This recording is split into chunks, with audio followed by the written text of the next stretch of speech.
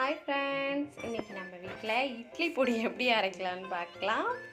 நான் இப்படி தான் இட்லி பொடி எங்கள் வீட்டில் அரைப்பேன். காரம் கம்மியாக வச்சு தான் அரைப்பேன். இந்த மாதிரி நான் இன்றைக்கி எப்படி அரைக்கிறதுன்னு பார்க்கலாம். கருவேப்பிலை, பூண்டு, பட்டை மிளகாய், பெருங்காயம், கொஞ்சமாக கருவேப்பிலை நம்ம லாஸ்ட்டாக சேர்த்துக்கிட்டோம் நல்லாயிருக்கும். உளுந்து, கருப்பு உளுந்து எடுத்துக்கலாம், வெள்ளை உளுந்து கூட எடுத்துக்கலாம், எது வேணாலும் உங்கள் இஷ்டம். ஆனால் கருப்பு உளுந்து போட்டால் நல்லா சூப்பராக இருக்கும், அதனால் நான் கருப்பு உளுந்து எடுத்துருக்கேன்.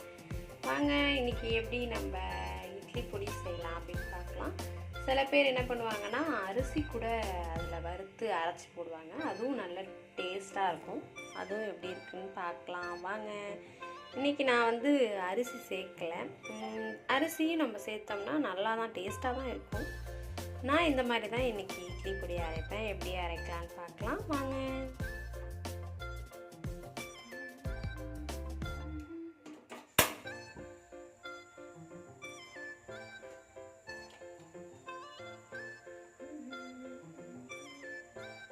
நல்லெண்ணெய் ஊற்றிக்கலாம் கொஞ்சமாக, ஏன்னா நம்ம வெறும் சட்டியில் போட்டு நம்ம அப்படி வறுத்துக்கலாம், அதனால தான்.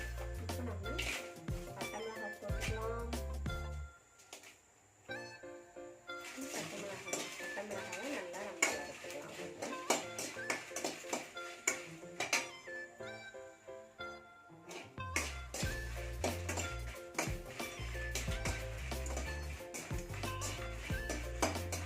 நம்ம இந்த மாதிரி எண்ணெய் விட்டு கொஞ்சம் வறுத்தோம் அப்படின்னா ரொம்ப நாளைக்கு இருக்கும், வாசனையாகவும் இருக்கும். அதனால தான் நீங்கள் எந்த அளவுக்கு காரம் வச்சுப்பீங்களோ அந்த அளவுக்கு வச்சுக்கோங்க. காரம் இவ்வளோதான் நான் காரம் வைப்பேன் எங்கள் வீட்டில் அப்படின்னா நீங்கள் அந்த ரசனை வடிச்சிங்க. நான் கொஞ்சம் கம்மியாக தான் எப்போதுமே காரம் வைப்பேன், அதனால் கம்மியாகவே வச்சுக்கோங்க காரம்.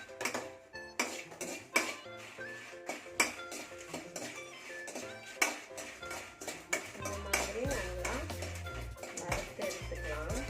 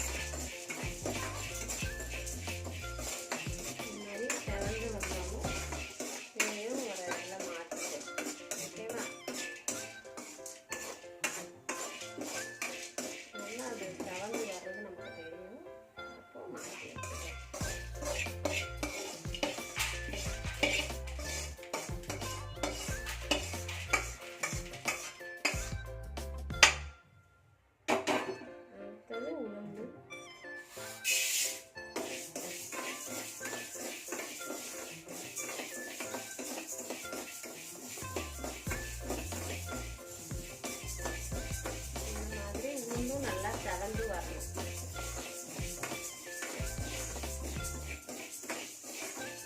நல்லா செவந்து வரும்போது நம்ம மாற்றிக்கலாம் ஒரு பவுலில். ஓகேவா?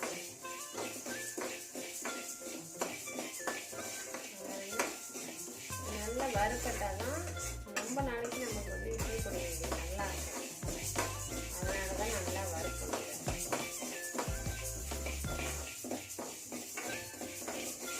காரம் அதிகமாயிட்டு அப்படின்னா நம்ம அரிசி சேர்த்துக்கலாம்.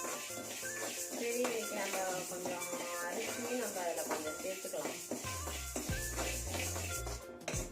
ஒரு தட்டில் மாற்றிக்கலாம். இந்த அரிசி செவந்து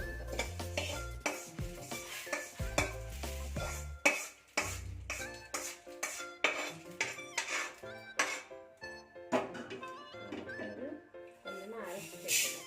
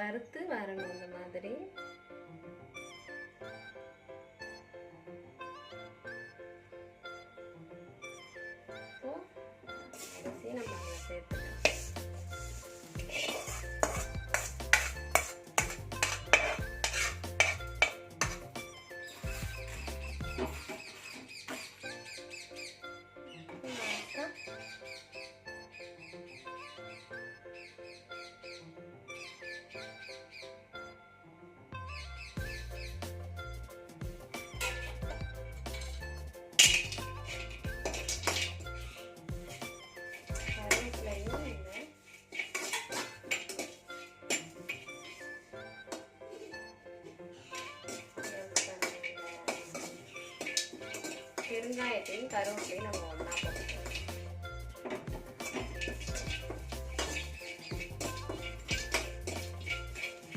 ஹீட்டில் அப்படியே மெல்ட் ஆகும் பெருங்காயம். தூள் பெருங்காயமாக இருந்தால் கூட நீங்கள் போட்டுக்கலாம்.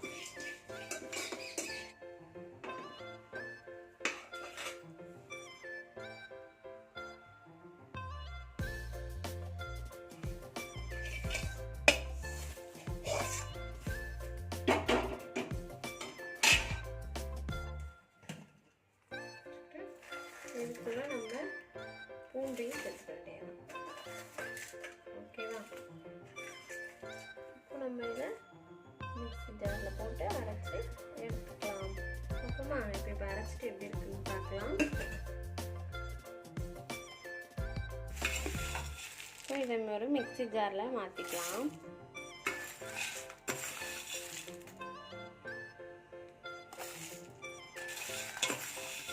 கொஞ்சம் நம்ம எவ்வளோ தேவையோ அந்த அளவுக்கு நம்ம உப்பு போட்டுக்கலாம்.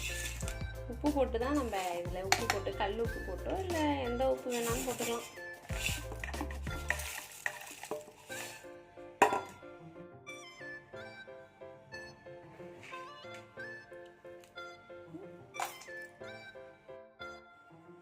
இப்போ நம்ம மிளகாத்தூள் அரைச்சி வச்சாச்சு. இட்லிக்கு தொட்டு